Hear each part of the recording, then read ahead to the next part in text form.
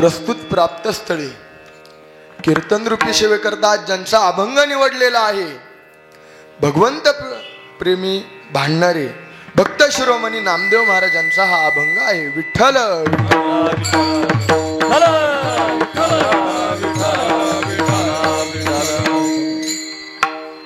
आज ज्यांचा अभंग आपण निवडलेला आहे त्या नामदेव महाराजांचा आपण 2 मिनिटं अधिकार तरी बघायला पाहिजे का नाही. महाराज म्हणतात, चौयुगींचा भक्त नामा उभा कीर्तनी, चौयुगींचा नामा उभा कीर्तनी, चौयुगांचा भक्त नामा उभा कीर्तनी, चौयुगांचा भक्त नामा उभा कीर्तनी.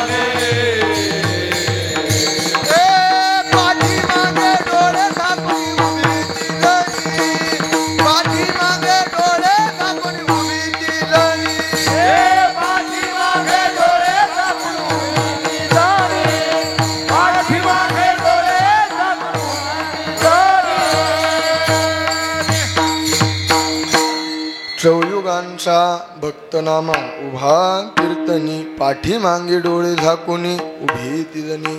सांगायचं तात्पर्य एकच आहे, जे जे भगवंताचे अवतार झाले त्या त्या युगात नामदेव महाराज सोबत होते. आपल्या भागवत धर्मात एक म्हण आहे, आता जे वैष्णवे वारकरी त्यांना माहिती असेल, नाम याचा एका आणि नाम याचा तुका, ज्ञान याचा एका. नामदेव महाराजांचे तुकाराम महाराज झाले आणि ज्ञानेश्वर महाराजांचे कोण झाले? एकनाथ महाराज. बरोबर. बघा, जे जे झाले अवतार तुका त्यांचे बरोबर. बरोबर. नामदेव महाराज कृतयुगात कोण होते? प्रल्हाद. भगवंताचा तेव्हा नृसिंह अवतार झाला. अशी तीर्थयात्रा झाली. आता त्यांच्या जीवनात एकच कथा त्यांनी ही अनुसरण करायची. कोणती? भागवतात एक प्रमुख अशी कथा आलेली आहे प्रल्हादाची. कोणती? व्यवस्थित ऐका. प्रल्हादाचा अवतार झाला कोणासाठी? नृसिंहासाठी. बरोबर ना? थोडं उलट बोललो बरं का. नृसिंहाचा अवतार कोणासाठी झाला? तुम्ही काही जरा कोणाच्या मौतीवरून आले का? मग का हो सुरेश बाबा, काय मग टाळी वाजव एकदा. विठ्ठल विठ्ठल.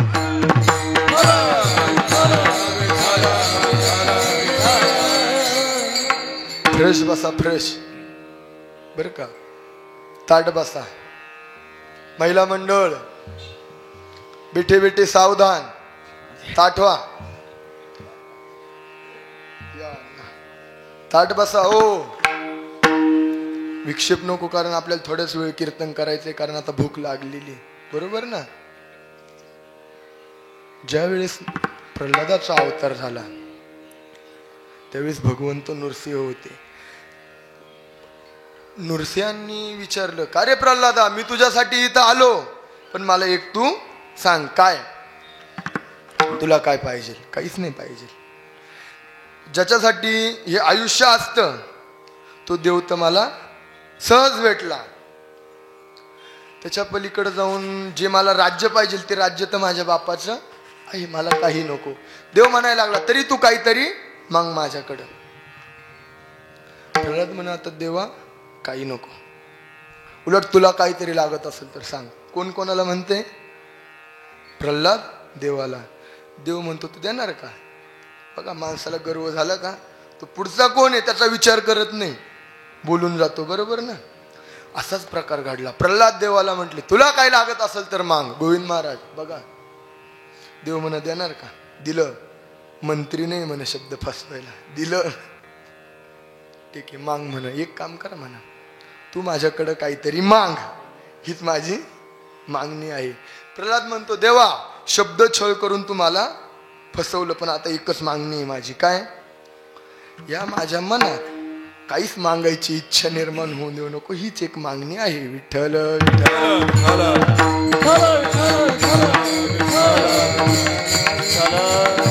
सांगायचं तात्पर्य एकच आहे माझं. प्रल्हादांनी काय केलं? मागणी मागून मागणी संपवली. प्रल्हाद हे कृतयुगात नामदेव महाराज होते, ध्यानात घ्या. त्याचा पुरावा असा, कृतयुगी नामा प्रल्हाद पै झाला स्तंभी अवतरला नारायण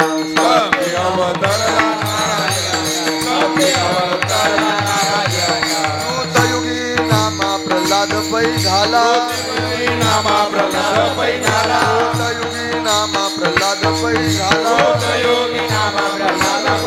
स्तंभी अवतरला नारायण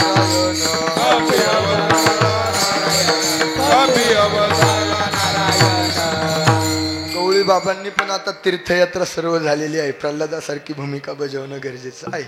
आलं का लक्षात?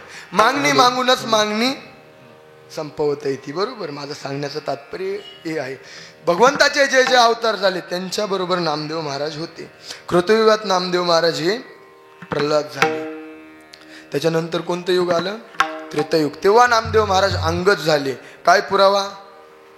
त्रेतायुगी नामा अंगद कपिवसे. त्रेतायुगी कोण? नामदेव महाराज. अंगद. रामचंद्र त्यासी अलंगिले. पुन्हा तिसरं युग आलं. कोणतं? द्रौपद युग. द्रौपद युगात भगवंताचा कृष्ण अवतार झाला. तेव्हा नामदेव महाराज कोण झाले? उद्धव. द्रौपदी नामा उद्धव गहन नारायण क्षण नविसंबे. आणि कलियुगात नामदेव महाराज आहेच ना. असे 4 युगांचे नामदेव महाराज देवाचे बरोबर आहे. विठ्ठल विठ्ठल विठ्ठल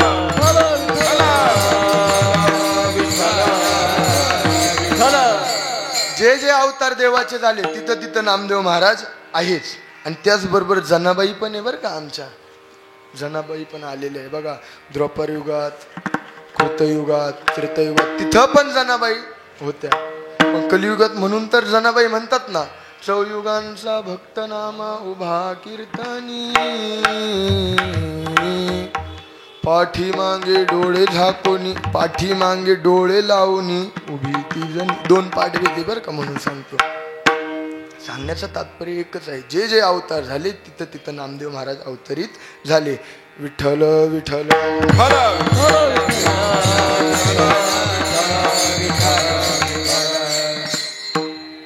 काही भाविकांनी नामदेव महाराजांना प्रश्न विचारला. का हो नामदेव महाराज,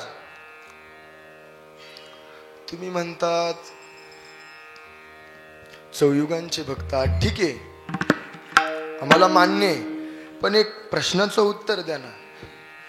तुम्ही आम्हाला म्हणतात मुखाने गंगा गंगा म्हणा, वाचेनी गंगा गंगा म्हणा, पण काही ना काही प्रत्येक गोष्टीचं फल मिळालं पाहिजे का नाही? का हो, प्रत्येक गोष्टीचं फल मिळालं पाहिजे का नाही? माणूस कोणतंही काम करू द्या. आता सोपं उदाहरण घ्या. गवळी बाबांनाच विचारूया परत. गवळी बाबा तीर्थयात्रा केली, बरोबर, कोणत्या हेतूने केली? काहीतरी पुण्य मिळावा, काहीतरी तुमचा लाभ आहे त्याच्या मागं, म्हणून तुम्ही केली.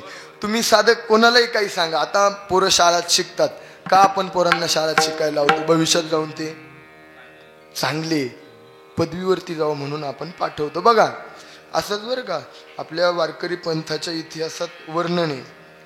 काही भाविकांनी तुकोबारायांना पण प्रश्न विचारला. का हो तुकोबाराय, तुम्ही म्हणतात वारी करा वारी करा वारी करा, पण त्या वारीचं फल काय? पंढरीचे वारकरी ते अधिकारी मोक्षाचे. कशाचे अधिकारी? ते मोक्षाचे. त्याचप्रमाणे काही भाविकांनी नामदेव महाराजांना प्रश्न विचारला. का हो नामदेव महाराज, आम्ही मुखाने गंगा गंगा म्हणू, पण त्याचं फल काय? तेव्हा नामदेव महाराज म्हणतात, सकळ दोष जाती भंगा. आता या गंगेची पण एक विलक्षण कथा आलेली बरं का. ही गंगा त्र्यंबकेश्वरात का आली याची पण एक विलक्षण कथा आलेली. आपण ती 2 मिनिटात बघू. मोठी घटना घडली, सत्ययुगातली गोष्ट आहे. गौतम ऋषी व अहिल्या देवी, त्यांचा आश्रम म्हणजे हेच आपलं दंडकारण्य. या परिसरात मोठा दुष्काळ पडला. किती मोठा? 100 वर्ष सांगितलेलं आहे बरं का हा दुष्काळ जाईना.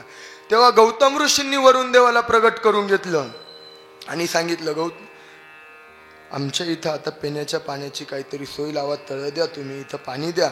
तेव्हा वरुण देवानी एक पाण्याचा तलाव दिला. आजही तो त्र्यंबकमध्ये गोविंद महाराज बघायला मिळतो, बरोबर ना, त्या परिसरात तो तलाव तिथं दिला. पण बघा कोणी पण जर काही चांगलं केलं ना नाना, स्पष्ट बोलतो थोडं, ज्या झाडाला फळ येतात ना लोक त्याला दगड मारतात. सर्व ऋषी आता गौतम ऋषींविषयी कपट करायला लागले, जळायला लागले. स्पष्ट सांगतो, त्यांनी सर्वांनी गणपतीची आराधना केली, गणपतीला प्रसन्न केलं आणि सांगितलं या गौतम ऋषीचा तुम्ही काही ना काही बंदोबस्त करा. ठीक आहे. त्या गणपतीने एका गायीचं रूप धारण केलं. कसलं रूप धारण केलं? गायीचं रूप धारण केलं. आणि ती गाय गौतम ऋषीच्या शेतात खाण्याकरता गेली. गौतम ऋषींनी फक्त एक गवताची काठी उचलली. किती? एक गवताची काठी उचलली ना अशी मारली. ती गाय जागीच तिथं मृत्यू पावली. सर्व ब्राह्मणांनी ठरवलं तुम्ही ऋषी नाही, तुम्ही ब्रह्महत्या केलेली आहे, आता तुम्हाला मोक्ष मिळवला तुम्ही पाहिजे, तुम्ही इथं थांबण्याचे पण अधिकारी नाही. गौतम ऋषींनी त्या गंगेची तपश्चर्या केली. त्याच्यानंतर ती गंगा प्रगट झाली आणि सांगितलं मी येते, पण माझ्यासोबत माझे आराध्य देव भगवान शंकर पण या ठिकाणी पाहिजे, तर येणार मी. ठीक आहे. मग आता गौतम ऋषींनी त्याच्यानंतर भगवान शंकराची तपश्चर्या केली. शंकर आले तिथं. गंगेने सांगितलं मी यायला तयारी, पण इथं आमचे आराध्य दैवत भगवान शंकर कायमस्वरूपी वास्तव्याला राहायला पाहिजे, तर मी इथं येणार. ठीक आहे. बघा मग भगवान शंकरांनी वर दिला, इथं म्हण जोपर्यंत गंगा आहे तोपर्यंत इथं मी त्र्यंबकेश्वर 3 डोळे असलेला ब्रह्मा विष्णू सहित विराजमान होईल. अशी गंगा आली बर का आपल्या इथं. विठ्ठल विठ्ठल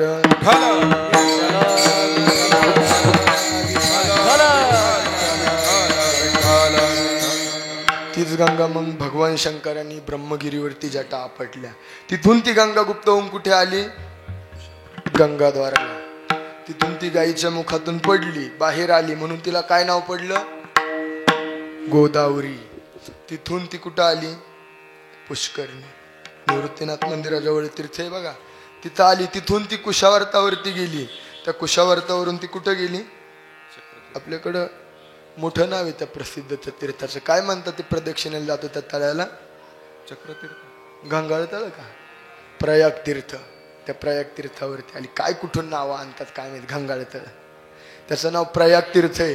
त्या प्रयाग तीर्थात आली. तिथून पुढे ती गंगा कुठे आली? चक्रतीर्थावरती आली. तिथून ती गंगा मोकळ्या स्वरूपात वाहू लागली. ही आपल्या गंगेच्या उत्पत्तीची कथा आहे. विठ्ठल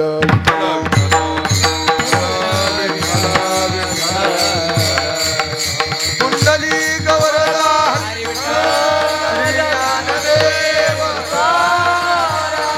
सद्गुरु श्री निवृत्तीनाथ महाराज की जय. नामदेव महाराजांना काही भाविकांनी प्रश्न विचारला, नामदेव महाराज मी गंगा गंगा मुखाने म्हणू, पण तुम्ही सांगणारे कोण? आपल्याकडं परमार्थात कुळ नाही बघितल्या जात, पण गुरु परंपरा बघितल्या जाते, बरोबर ना?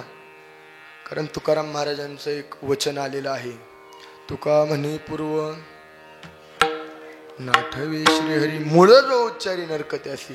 जो वारकरी वैष्णवे त्याचं कुळ जरी उच्चारलं तरी तो नरकाला जातो. यातायाती धर्म नाही विष्णुदासा, निर्णय तो ऐसा उंच नीच काही नेने भगवंता. असा आपला इतिहास आहे संप्रदायाचा, बरोबर ना? आपल्यात कुळ नाही बघितल्या जात, पण गुरु परंपरा मात्र बघितल्या जाते. काही भाविकांनी नामदेव महाराजांना प्रश्न विचारला, नामदेव महाराज तुम्ही म्हणतात मुखाने गंगा गंगा म्हणा, पण तुमची गुरु परंपरा काय? तुमचे गुरु कोण? बघा आता एक प्रसिद्ध कथा आहे, ती मी सांगत नाही. गोरोबा काकांनी कच्च ठरवलं, हे मगडकं कच्च आहे. मग ते आता कुठे गेले नामदेव महाराज? औंढा नागनाथला. तिथं त्यांचे गुरु कोण झाले? बोला. विसोबा खेचर झाले. विसोबा खेचर. विसोबा खेचरांचे गुरु बोला. चांगावटेश्वर, मुक्ताबाई, सोपान, ज्ञानेश्वर, निवृत्तीनाथ, गहिनीनाथ, गोरक्षनाथ, आदिनाथ, अशी परंपरा. तुम्ही म्हणशाला काय पुरावा? तर बघा नामदेव महाराजांच्या गुरु परंपरेत एक अभंग आपल्याला बघायला मिळतो, ऐका व्यवस्थित. आदिनाथ उमा मच्छिंद्र गोरख गहिनी निवृत्तीस नमन माझे. ज्ञानेश्वर सोपान माय मुक्ताबाई दंडवत पायी तयाच्या. चांगावटेश्वर विठोबाखेश्वर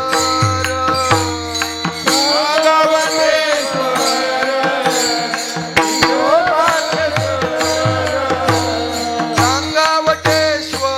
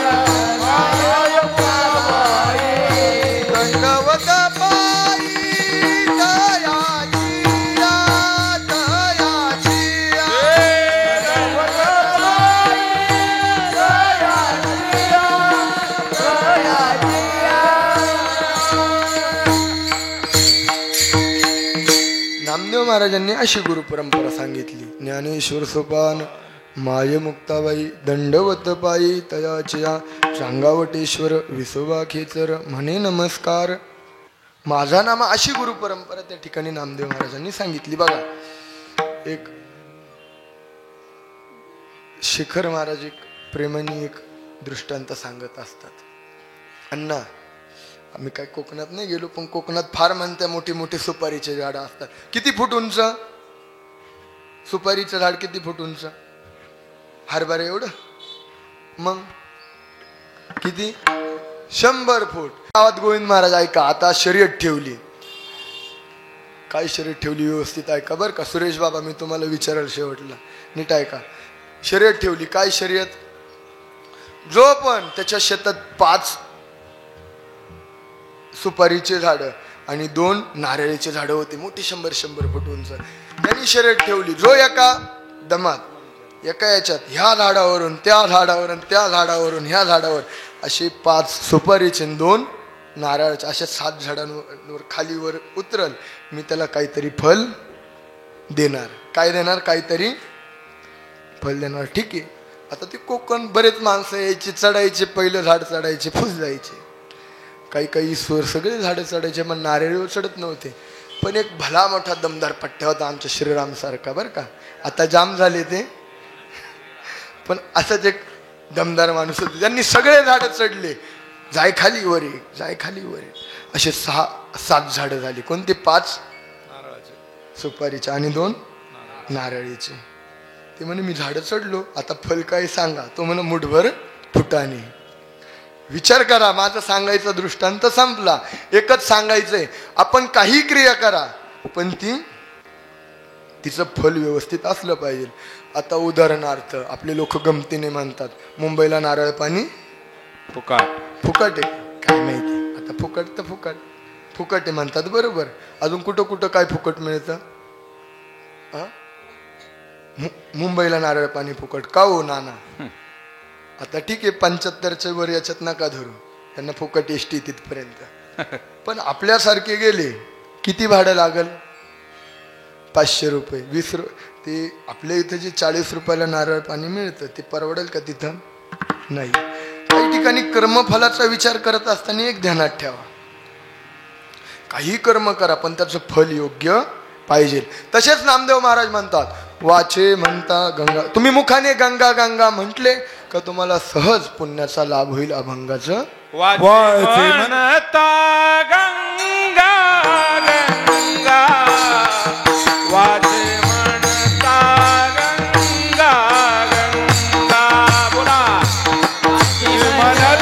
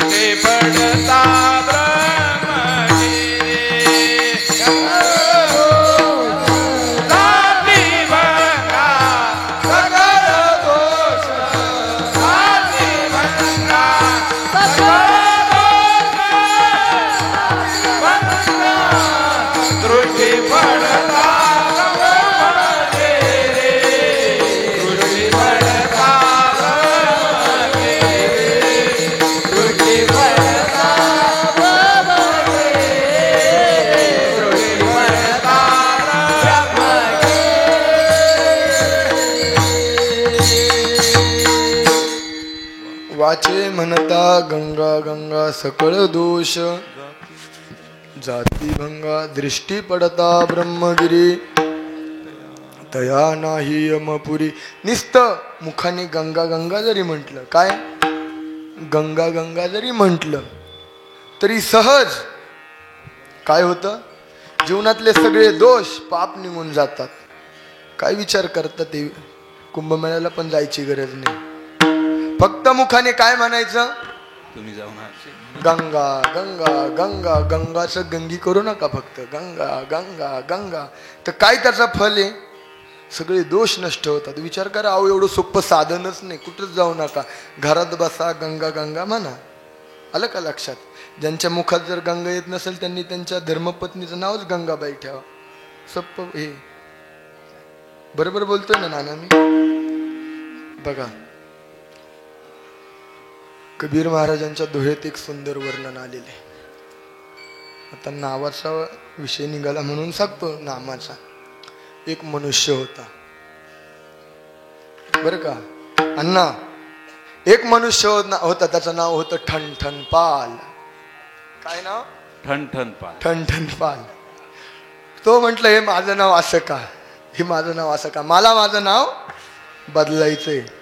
त्याला एका भल्या संताची भेट झाली. त्याने ऐकलेलं होतं कीर्तन, संत दर्शनी हा लाभ पद्मनाभ जोडीला. तो म्हणाल, संत जे नाव सांगतील तेच नाव मी ठेवणार. काय आता ते काशीच्या जवळ होतं, त्याला काशीत अनेक साधू भेटले. साधूचे चरण धरले. संत साधू, माझं नाव मला बदलायचं आहे. गिरी बाबा, माझं नाव मला बदलायचं आहे. काय नाव तुझं? काय नाव? ठणठण पाल. ठीक आहे म्हणे, बदलू, पण तुझं नाव काय ठेवायचं? तो म्हणे, मी विचारच नाही केला अजून. एक काम करतो म्हणे, मी समाजात फिरून येतो, जे नाव मला योग्य वाटेल ते तुम्ही मला ठेवा. ठणठण पाल. ठणठण म्हणजे काय? ठणानन बॉम्बलणारा, बर का, ते हिंदी नाव आहे ठणठण पाल. ठीक आहे, समाजात फिरून येतो, जे नाव मला योग्य वाटेल ते ठेवा. तो बर का फिरायला निघाला अण्णा. आता मोठी गंमत घडली. पहिलीच गेला, एक बाई गौऱ्या थापीत होती. गौऱ्या, त्या बाईला त्यांनी विचारलं, का हो बाई, काय नाव तुमचं? ती बाई म्हणती, माझं नाव लक्ष्मी. बरं ठीक आहे, आनंद वाटला. म्हणे, लक्ष्मी तुम्ही गौऱ्या थापता का? पुढे गेला. एक बाई डोक्यावर पाणी वाहत होती. डोक्यावरती पाणी वाहत होती आणि पाणी प्यायला मागितलं, तहानेने व्याकुळ असेल. त्या बाईने तर पाणी दिलंच नाही, हांडे रिकामे दाखवले. मग विचारलं, का हो बाई, काय नाव तुमचं? गंगूबाई. हंडे कोरडे प्यायला पाणी नाही, अशी कशी तू गंगूबाई म्हणे. तुम पुढे गेले. एक जण भीक मागित होता. भिकारी होता तो. विचारलं, का हो, काय नाव तुमचं, तुम्ही भीक मागतात? धनपाल. माझं नाव धनपाल आहे म्हणा. आणि भीक मागता म्हणा. हो. अजून पुढे गेला. एक माणूस भेटला, राजासारखं जीवन चाललेलं होतं. का हो, काय नाव तुमचं? काय नाव? पहिले हुसकून दिले, हे कोण म्हण विचारते? काहीच नाही म्हण, भिकाजी नाव म्हण माझं. विचार करा. अजून तो पुढे आला. एकाची प्रेत यात्रा चाललेली होती. त्यांनी विचारलं, का हो, हे मेलेले कोण आहे? हे मेलेले गृहस्थ कोण आहे? श्रीराम. हे मेलेले गृहस्थ कोण आहे? सांगितलं, हे अमरनाथ चाललेले म्हणा. त्यांनी बघितलं, आपण जेवढे उदाहरणं बघितले सर्व विरोधात घडत आहे. गौऱ्या थापणारी लक्ष्मी निघाली, पाणी न देणारी गंगूबाई निघाली. अजून कोण? पुढं कोण आलं? हा, भीक मागणारा धनपाल निघाला. रथातून बसून जाणारा भिकाजी निघाला. परत अजून मेलेला अमरनाथ निघाला. गुरु को गेला, माझं ठणठण पाल नाव. बरं, मला हे असंच राहू द्या. विठ्ठल विठ्ठल कुंडली कवरदार विठ्ठल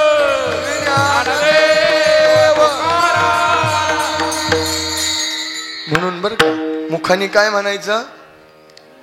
गंगा गंगा. महिला मंडळ उगले आई बर का, वाचे म्हणता गंगा. फक्त गंगा गंगा म्हणा मुखाने. सहज तुम्हाला काय होईल?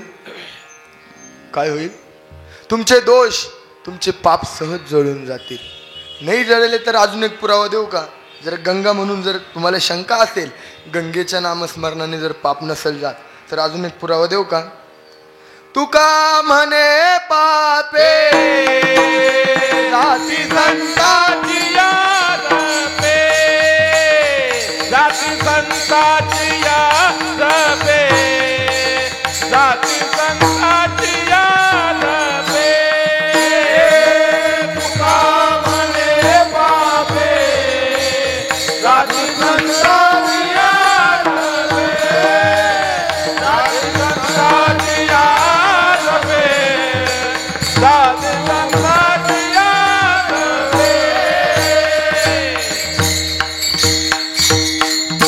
तुका म्हणे पापे जाती संतांची जपे. बघा,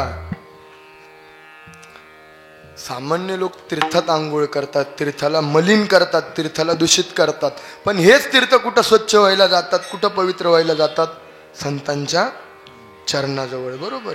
म्हणून तुका म्हणे पापे जाती संतांची. आता याच्यातही 3 प्रकारच्या नामाचा जरी उच्चार केला, सर्व संत बघा, ज्ञानेश्वर ज्ञानेश्वर मुखी म्हणता चुकती फेर निवृत्ती निवृत्ती म्हणता पाप नुरीची. तुकाराम तुकाराम. आणि आज ज्यांची एकनाथ षष्टीचा उत्सव आहे, त्यांच्या नावाचा जर अधिकार सांगायचा ठरला तर काही वावगं नाही. सांगू नाथांच्या नावाचा अधिकार? एकनाथ नाम घेता सुख वाटले चिता, एकनाथ नाम घेता एकनाथ नाम घेता सुख वाटले चिता, एकनाथ नाम घेता. अनंत गोपाळ दाता धनी न पुरे गाता, धनी न पुरे गाता. आरती एकनाथा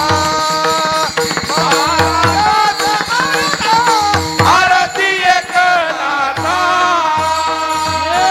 आरती एकनाथा आरती एकनाथा.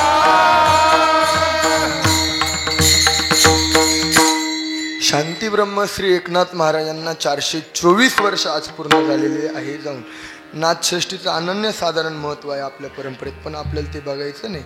या गोष्टी ह्या दिवसाला आज नाथांच्या जीवनात 5 गोष्टी घडल्या. किती बोलत चला? किती?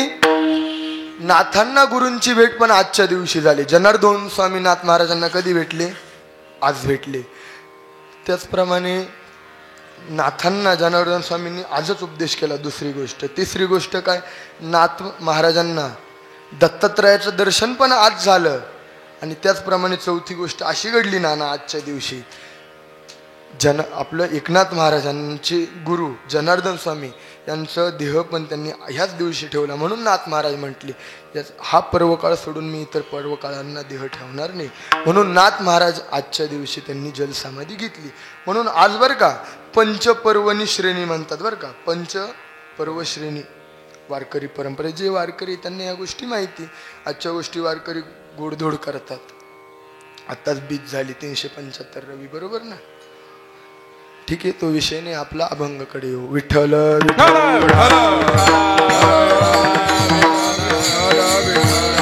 संतांच्या जरी नामस्मरणाचा उच्चार केला तरी प्रत्येकाचं फल वेगवेगळं आहे. वाचे म्हणता गंगा गंगा सकळ दोष जाती गंगा. विठोबा कुमारी विठोबा कुमारी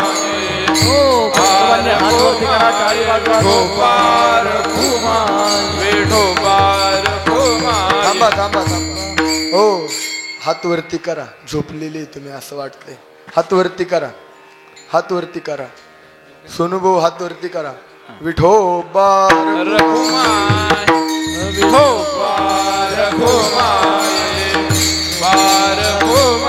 हात वरती.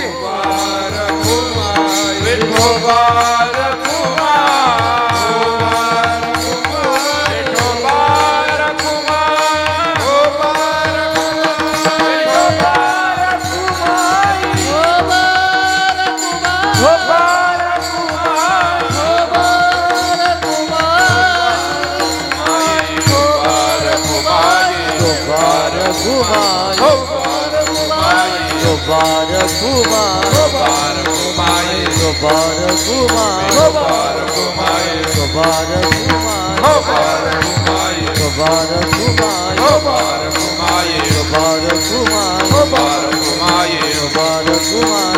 बारकुमाये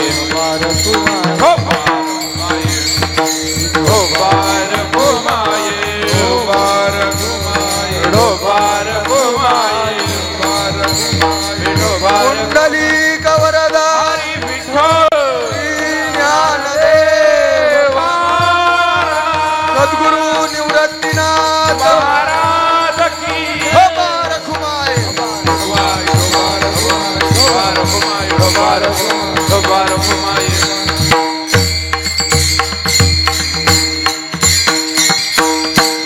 वाचे म्हणता गंगा गंगा सकळ दोष जाती भंगा दृष्टी पडता ब्रह्मगिरी तया नाही अमपुरी. फोन बघू नका. फड परंपरेचा नियम आहे. अर्ध कीर्तन झालं का हार घातल्या जातात. फोन बघू नका. विठ्ठल विठ्ठल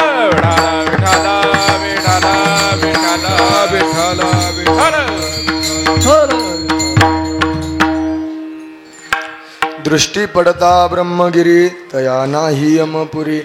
दृष्टीने ब्रह्मगिरी जरी नुसती बघितली तर त्याचं फल काय? तया नाही यमपुरी. बघा ही ब्रह्मगिरी का तिचं नावारूपाला आली याची पण एक पुराणांत कथा आलेली आहे. सर्विस्तर कथा बघू आणि कीर्तन थांबू. बरोबर ना? ठीक आहे. मोठी कथा आहे पुरण तोपर्यंत. एकदा नवल करणारी अशी कथा बर का शिवपुराणात उल्लेख आलेला आहे. कैलासावरती घडली. भगवान शंकर आणि पार्वती कंटाळले म्हणतात. कथेत आलेले कंटाळले. ते म्हणतात आता आपल्याला काहीतरी थोडं वेगळं करायचं. ठीक आहे. पार्वती मातांनी थोडं वेगळं केलं. काय केलं? पार्वती माता हे ब्रह्मदेवाच्या शरीरात जाऊन विलीन झाल्या. ब्रह्मदेवांना आता गर्व झाला. भगवान शिवशंकर मला पूर्ण कळाले. मला पूर्ण कळाले. महाविष्णूने खपवलं नाही. महाविष्णू म्हणून मी त्यांचं आतापर्यंत ध्यान करतो अजून ते मला कळलेले नाही. तुम्हाला कसे काय कळाले? तुमच्यासारखे हजारो ब्रह्म मी सांभाळतो. किती? हजारो. कारण जेवढे शरीरावरती केस आहे तेवढी ब्रह्मांड तेवढी ब्रह्मदेवी बर का. त्याला पुरावा काय? अनंत ब्रह्मांडे उदरी हरिहा बालक असंख्य ब्रह्मांडे त्याचे स्वामी भगवान श्रीकृष्ण. आणि कृष्ण काय म्हटले? मी तुमच्यासारखे हजारो ब्रह्म सांभाळतो. तुम्हाला कसे कळले? भगवान विष्णूंनी त्या ठिकाणी मोठी शाळुंका निर्माण केली.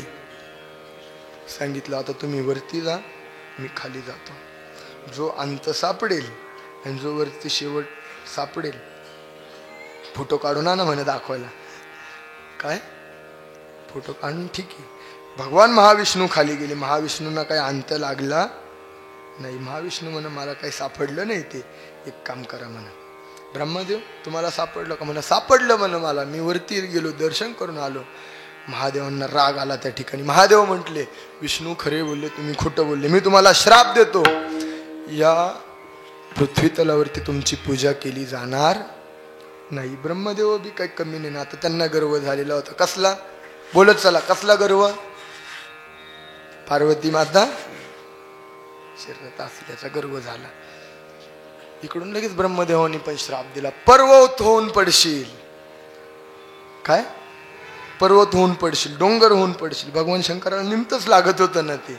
भगवान शंकरांनी ते निमित्त धारण केलं. नाशिक जिल्ह्यात त्र्यंबकेश्वर तालुक्यात ब्रह्मगिरी नावाचा पर्वत होऊन भगवान शंकर पडले. बर का? आजही बघा जे शैव आहे ते ब्रह्मगिरीवरती पाय नाही ठेवत. का नाही ठेवत? भगवान शंकराच्या शरीरावरती पाय दिल्याचा दोष लागेल म्हणून ते पाय नाही देत. लक्षात ठेवा. भगवान शंकर तिथं आज पण श्राप भोगतात. ते अनेक देवतांनी विनंती केली पण नाही म्हणून माझा एक अंश इथंच राहील.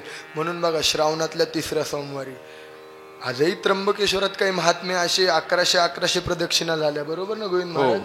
असे महात्मे रोज प्रदक्षिणा मारतात. सकाळी एक संध्याकाळी एक.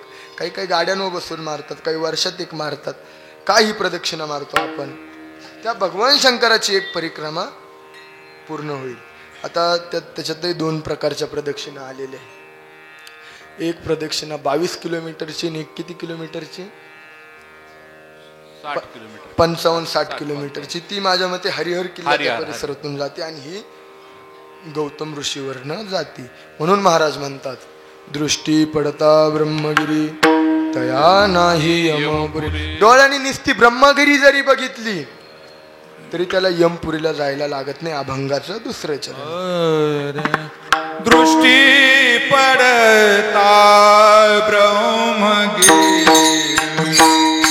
दृष्टी पडता ब्रह्मगिरी दृष्टी पडता ब्रह्मगिरी दृष्टी पडता ब्रह्मगिरी दृष्टी पडता ब्रह्मगिरी दृष्टी पडता ब्रह्मगिरी दृष्टी पडता ब्रह्मगिरी दृष्टी पडता ब्रह्मगिरी दया नाही यमपुरी दया नाही यमपुरी दृष्टी पडता ब्रह्मगिरी दृष्टी पडता ब्रह्मगिरी दया नाही यमपुरी दया नाही यमपुरी दृष्टी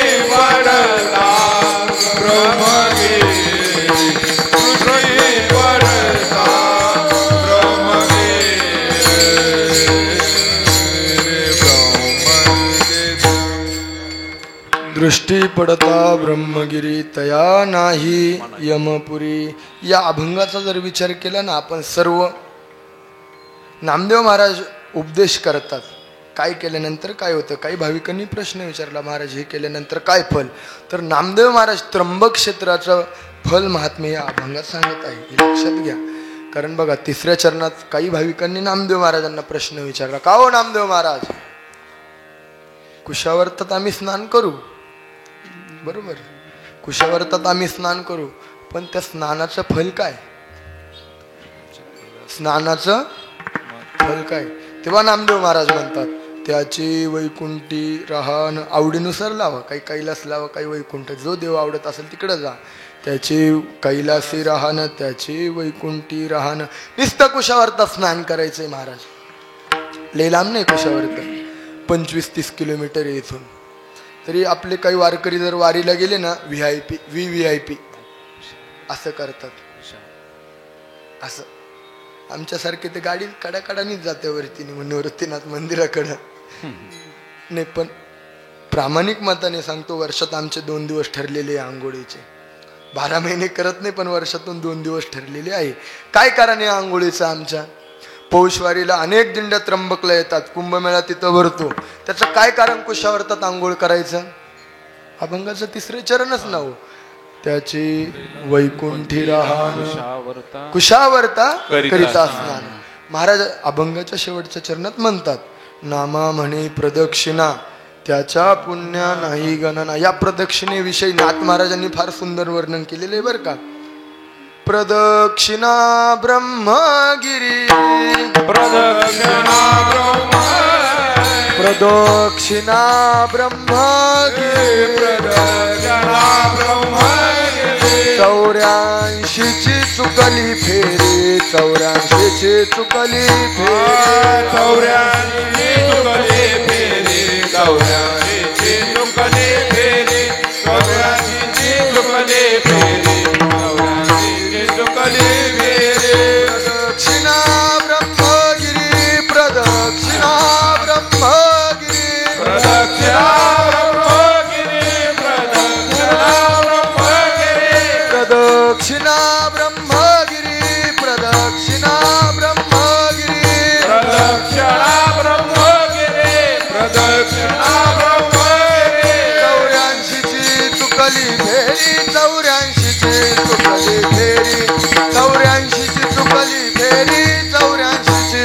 चुकले फेरी गौऱ्यांचे चुकली फेरी गौऱ्यांचे चुकली फेरी गौऱ्यांचे चुकली फेरी गौऱ्यांचे चुकली फेरी. काहो महिला मंडळ, एक प्रश्न आहे तुमच्यासाठी. ब्रह्मगिरीला आपण गोल गोल फिरतो, त्याला काय म्हणतात? थांबाव, तुम्ही नका बोलू सर्व, तुम्ही बोला महिला मंडळ. काय फेरी? काय आवाज नाही येतो, भांडतात गल्ली तो बरं, तसा आवाज येऊ द्या ना. काय फेरी? काय काय फेरी प्रदक्षिणा. हुशार बाय आहे पाथर्डी गावातल्या. 45 नाही 46 वर्ष झाले सप्त चालू होऊन. आई नाना सप्त सक्सेस आहे. त्र्यंबकेश्वरची फेरी नाही, ही प्रदक्षिणा आहे ब्रह्मगिरीची. फेरी म्हणू पण नाही बरं का, कारण त्याचा अर्थ पण नाही लागत. जर ती ब्रह्मगिरीची प्रदक्षिणा केली तर 84ची फेरी उगते. आता ही 84ची फेरी जर बघायची असेल तर गरुड पुराणाच्या दुसऱ्या अध्यायात सविस्तर त्याचं वर्णन मिळतं, तो बघा, कारण आता वेळ झालेला आहे. त्या त्र्यंबकचं महात्म्य जरी बघितलं आपण, सेना महाराज म्हणतात बरं का, पुण्यभूमी गंगा तीरी दरी अवतार त्रिपुरारी नाम त्र्यंबक निर्धारी मागे ब्रह्मगिरी शोभत पुण्य गंगा तीरी दरी अवतार नाम त्र्यंबक निर्धारी मागे ब्रह्मगिरी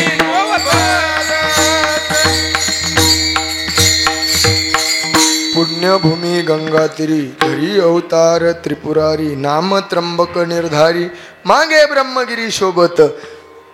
अजून संतांचा पुरावा आहे. सव्य कैलास राना मागे गंगा उगदाना सेना घाली लोटांगण वंदी निवृत्ती चरण. असे अनेक अभंग आपल्याला बघता येतील त्र्यंबक महात्म्याविषयी.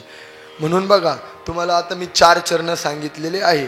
मुखाने गंगा गंगा म्हणा, बरोबर, वाचेनी गंगा गंगा म्हणा, तुमचं काय होईल? सर्व पाप दोष नष्ट होईल. हे जर नाही पटलं तर काय करा? सोपा उपाय, फिरायला म्हणून जा त्र्यंबकेश्वरला, तिरपी नजर कारण ब्रह्मगिरी बघा. काय फल? तया नाही यमपुरी. हे जरी नाही ना आवडलं, काय करा? कुशावरती करिता स्नान त्याची वैकुंठी कैलासी रान. तुम्ही कुशावरतात जाऊन आंघोळ तरी करावं. हे जरी नाही ना आवडलं, प्रदक्षिणा मारा. अहो महाराज, कुठं प्रदक्षिणा? आम्ही गंगा गंगा म्हणते नाही, आम्ही कुशावरतात आंघोळ करत नाही, आम्ही ब्रह्मगिरी बघत नाही, आम्ही कशी प्रदक्षिणा करायची? काहीतरी सोपं सांगा. काही सोपं आहे नाही. पाथर्डी गावात भटुंबरा पार ती विहीर पार पूर्ण भरलेली. आता तिथे JCB पण चालू होतं. चांगले धोंडेवरती आलेले असतील, दगड बांधून विहिरीत उड्या मारा. तुम्ही काही कामाचे नाही. विठ्ठल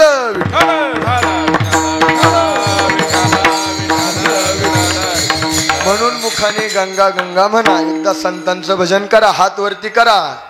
भानुदास एकनाथ भानुदास एकनाथ भानुदास एकनाथ भानुदास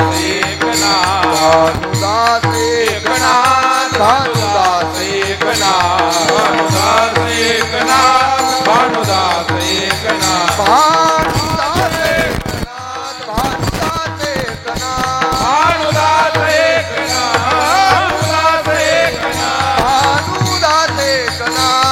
भानुदास एकनाथ भानुदास एकनाथ भानुदास एकनाथ भानुदास एकनाथ भानुदास एकनाथ कुंडली कवरदा हरी विठ्ठल श्री ज्ञानदेव शांती ब्रह्म श्री एकनाथ.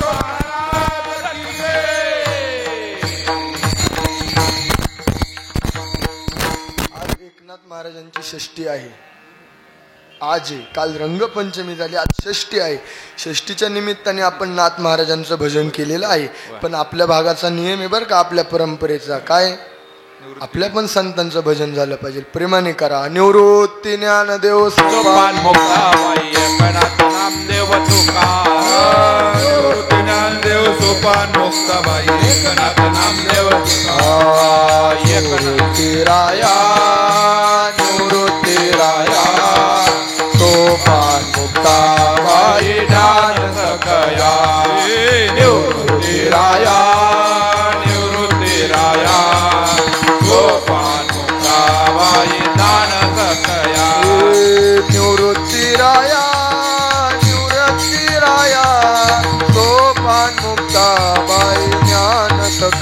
सर्व बोला. निवृत्तीराया निवृत्तीराया सोपान मुक्ताबाई ज्ञान सखया. निवृत्तीराया निवृत्तीराया सोपान मुक्ताबाई ज्ञान सखया. महिला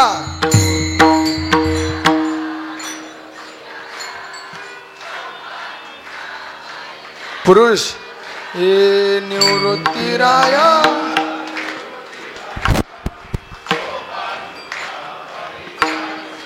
ए निवृत्तीराया निवृत्तीराया सोपान मुक्ताबाई ज्ञान सखया. निवृत्तीराया निवृत्तीराया सोपान मुक्ताबाई ज्ञान सखया. ए निवृत्तीराया निवृत्तीराया सोपान मुक्ताबाई ज्ञान सखया. निवृत्तीराया निवृत्तीराया सोपान मुक्ताबाई कुंडलिक वरदा हरी विठ्ठल सद्गुरु श्री निवृत्तीनाथ महाराज की.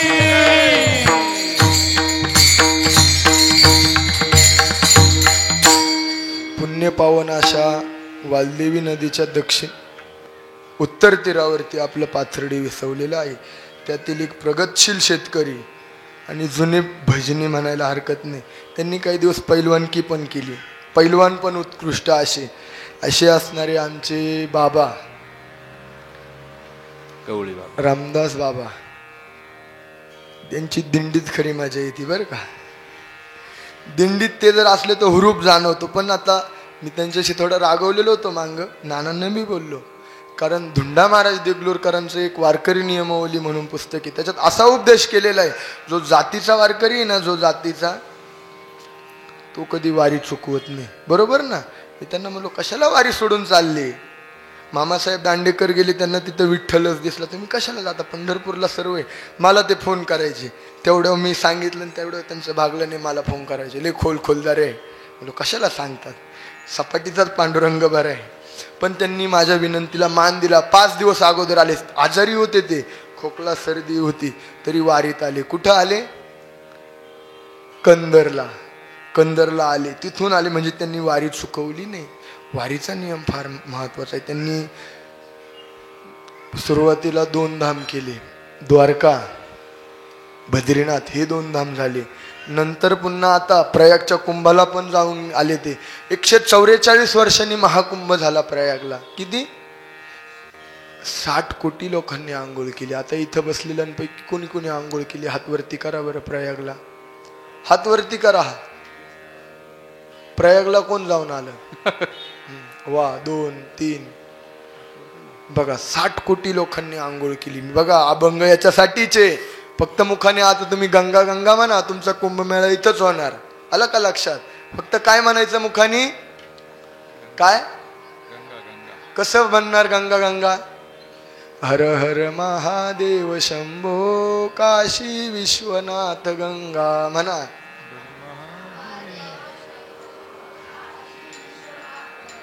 काशी विश्वनाथ गंगा काशी विश्वनाथ गंगा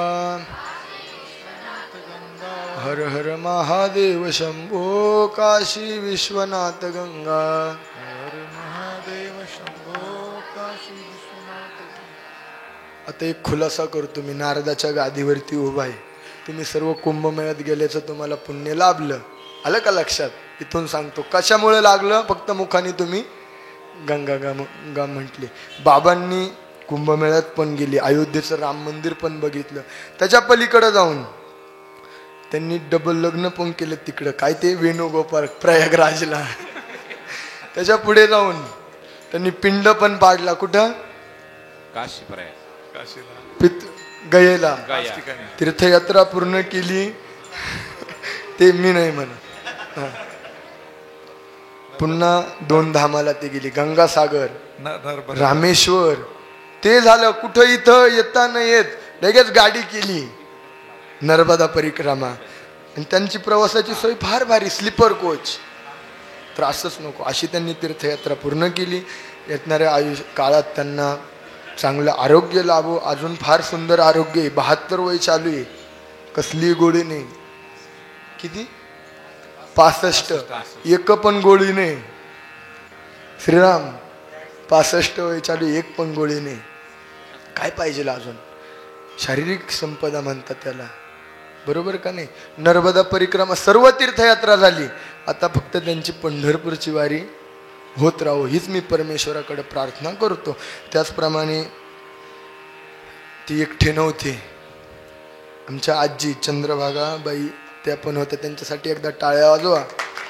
कारण मी बऱ्याच ठिकाणी बघतो बरं का, जोडीनी कुणी निघत नाही, जोडीनी परमार्थ होत नाही, पण त्यांचा जोडीनी झाला. त्याचप्रमाणे आपल्या सर्वांच्या विनीत असणारी आमच्या आजी भीमाबाई रामदास गवळी, त्याचप्रमाणे दशरथ रामदास गवळी, नामदेव रामदास गवळी, विष्णू रामदास गवळी, रामचंद्र गवळी, माफ करा, त्याचप्रमाणे सौरभ शंकर गवळी, मधुकर रामदास गवळी, नागेश रामदास गवळी, भाऊसाहेब रामदास गवळी, आकाश रामदास गवळी, सागर नामदेव गवळी, धनंजय नामदेव गवळी, शुभम विष्णू गवळी, समाधान दशरथ गवळी, समस्त गवळी परिवार यांनी हा ते प्रसादाचा कार्यक्रम, गंगापूजनाचा कार्यक्रम ठेवला. मी त्यांचे आभार मानतो. एकदा सर्वांनी जगद्गुरु तुकोबारायांचं भजन करा. तुकाराम तुकाराम तुकाराम तुकाराम तुकाराम तुकाराम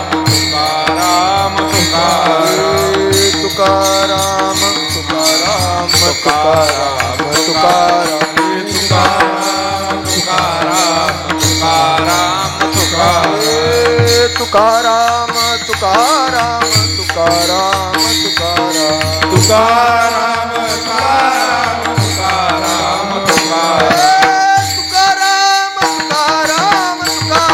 तुकाराम तुकाराम तुकाराम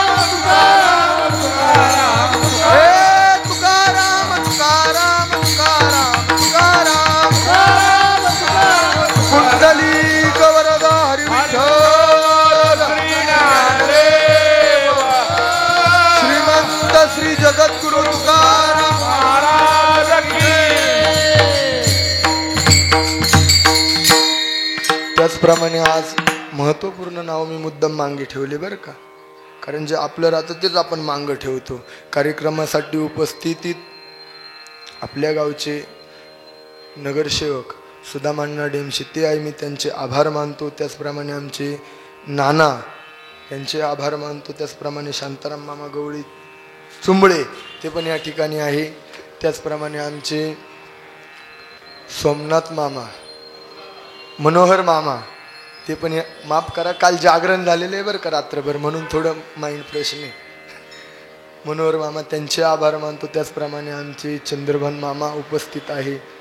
त्याचप्रमाणे गावचे सर्वात तरुण म्हणायला हरकत नाही बरं का, उलट बोलतो, आमचे विठोबा बाबा 92 वय अजून तरी कीर्तनाला मांडी घालून बसलेले. बघा मांग काहीच नाही, 40-40 वर्षाचे माणसं बसलेले, त्यांचे आभार मानतो. आता सर्वच नाव आमचे खंडू मामा आहे, विष्णू बाबा आहे, आपले भजनी मंडळातली. खरं सांगू का, परमार्थात जर आम्ही पुढे जात असेल तर चंदर बाबा कोंबडे आणि आमचे विठोबा बाबा जाचक असतील, पुन्हा रामदास बाबा गवळी, नारायण बाबा कोंबडे यांचा भक्कम सपोर्ट आहे. आणि एक म्हातारी गवळण राहिली बरं का, सदू बाबा. त्याचप्रमाणे संपतराव नवले ते पण या ठिकाणी आहे. आता भरपूर जण आहेत, सर्वांचे नावं मी घेत नाही, एकाच याच्यात उल्लेख करतो. डेमशे, नवले, गवळी, कोंबडे, जाचक सर्व आहे इथं.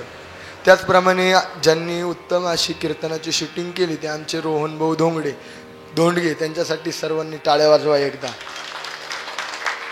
त्याचप्रमाणे दीपक महाराज पुरजे आपल्या गावचं भूमिपुत्र ते पण ह्या ठिकाणी आलेले आहे, मी त्यांचे आभार मानतो. त्र्यंबकेश्वरवरून जे एक टाळकरी घेऊन आले, संस्था घेऊन आले, ते आमचे जिवलग मित्र गोविंद महाराज शिरोळी, मी त्यांचे आभार मानतो. त्याचप्रमाणे पिंपळगाव खामचे भजनी मंडळाचे भीष्माचार्य चंदर बाबा, मी त्यांचे आभार मानतो. त्याचप्रमाणे सुंदर अशी आमच्या सुदाम भाऊंची सिस्टीम आहे, मी त्यांचे आभार मानतो. आणि बघा, एक मला आश्चर्य या गोष्टीचं वाटलं, पिंपळगाव खाम या गावात अण्णा गावाचा जर विचार केला तर पाथर्डीपेक्षा लोकसंख्येने बी आणि क्षेत्रफळाने कमी गावे, त्या गावाने 1,10,00,000 बजेट बांधून निवृत्तीनाथांसारखं दगडी मंदिराचं काम काढलं. टाळ्या वाजवा सर्वांनी. आणि त्यातल्या त्यात आमच्या राजाराम बाबांनी संकल्प उच्चारलेला आहे, जोपर्यंत मंदिरावरती सुवर्ण कलश विराजमान होत नाही तोपर्यंत मी दाढी काढणार नाही. बरोबर ना? असे आमचे राजाराम बाबा, ते आहे मी त्यांचे आभार मानतो. त्याचप्रमाणे उत्कृष्ट अशा आपल्या परिसरातले कीर्तनकार पुंजाराम बाबागिरी ते ह्या ठिकाणी आहे. त्याचप्रमाणे आमचे कसरू मामा जाधवही आहे. कोण कोण आले? बोराडे बाबा आहे. त्याचप्रमाणे श्रीराम. आता यांच्याविषयी काय बोलायचं, वन्स मोरच जय श्रीराम म्हणलं, एक ॲक्शन म्हणले का 10 फूट उडी लांब जायची. पहिल्या वर्षी दांडाच मोडून गेला. असे असणारे श्रीरामही आहे. महाराजांचे सर्व विद्यार्थी, त्याचप्रमाणे भाऊसाहेब मामा जाधवही आहे. कोण? नामदेव भोर. नामदेव महाराज भोर ते पण आहे. माफ करा बरं का, बघितलं नाही. सर्व भजनी मंडळ आहे. झालेली कीर्तन रूपी सेवा आमचे बाबा पण या ठिकाणी आहे, सारोळीचे विल्लोळीचे. त्याचप्रमाणे आमचे मृदुंगाचार्य बोराडे महाराज, मी त्यांचे पण आभार मानतो. सुंदर असा मृदुंग वाजवला. एकदा टाळ्या वाजवा. हा खेळ एकट्याचा नाहीये, एकट्याचा हा खेळ नाहीये. झालेली कीर्तन रूपी सेवा सद्गुरू निवृत्तीनाथांच्या चरणी अर्पण करून सेवेला पूर्णविराम. विठ्ठल जय जय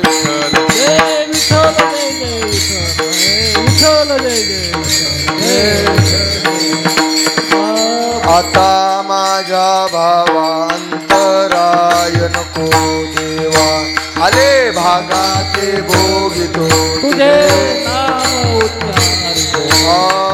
दृढ माझे मन येथे राखावे बांधून. आले भागाते भोगितो तुझे नाम उच्चारितो.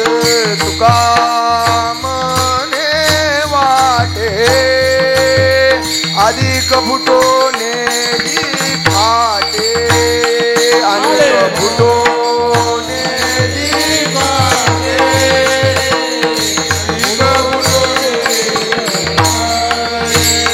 आले भागाते भोगितो तुझे नाम उच्चारितो. आले भागा उच्चारितो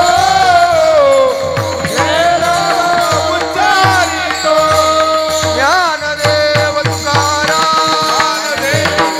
तुकाराम तुकाराम. कुंडली गौरधारी विठ्ठल श्री ज्ञानदेव तुकार. यान